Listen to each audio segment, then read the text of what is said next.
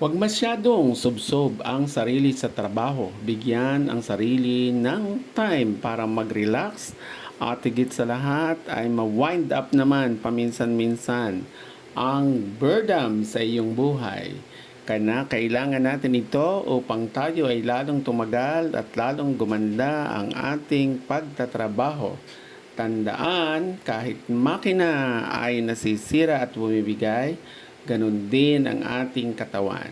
Kaya kinakailangan tayo'y magpahinga, mag-relax paminsan-minsan. Kailangan ito sa ating mga buhay. Tandaan, hindi magiging iyo ang iyong kumpanya kahit napakasipag mo. Kailangan ikaw ay magpahinga paminsan-minsan para din ito sa iyong sarili. Tandaan, ikaw ang manager ng sarili mo, hindi ang sino mang ibang tao. Kaya magpasya ka, ikaw ay magpahinga, dapat kailangan ito sa ating mga buhay.